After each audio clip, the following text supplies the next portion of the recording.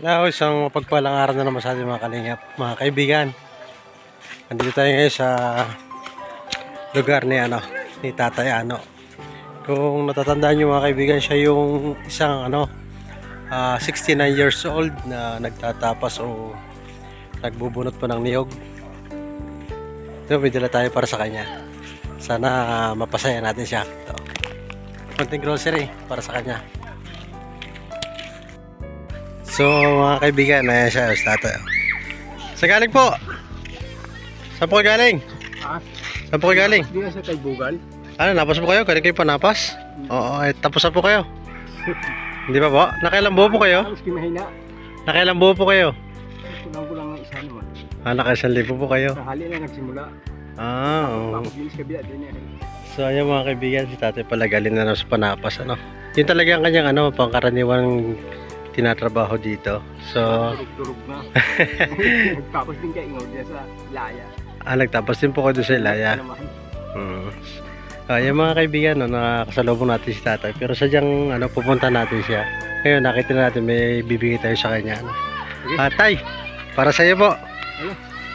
Ano po, paki na lang po, tanggapin niyo po yan. Yan po galing kay Ma'am Pinay France. Maraming salamat po. Yun po yung pinaabot sa iyo. Sana po mapasaya namin kayo kahit kundi lang. Lala, talagang mahina na talaga. Lala, nagkataka na. Labo ng takunin ako lalo pag malayo. Opo, di... Pag malayo, hindi ko rin madinig ang salita ang kwan. Salita na. Ganda. Di na lang tayo. Ingat na lang po sa inyong pagkatrabaho. Lulam na ay. Lulam na dinita. Opo. So ayan mga kaibigan, ibigin na natin kay tatay yung ating matagal nang gustong ibigay sa kanya dahil hindi natin siya abutan sa kanila sapagkat magap lagi siyang umalis upang magtrabaho. Po. So ayan mga kaibigan, ayan Ayan, salamat din po kay kay Mr. Minard Stoli, kay Ma'am Pinay France. Sila po yung nagtulong-tulong para mabigyan natin si tatay ng kahit kaunting grocery. Tsaka po sa akin tatay, ayan, shoutout po sa inyo lahat, mabuhay.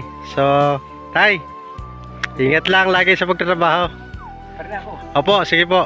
Opo.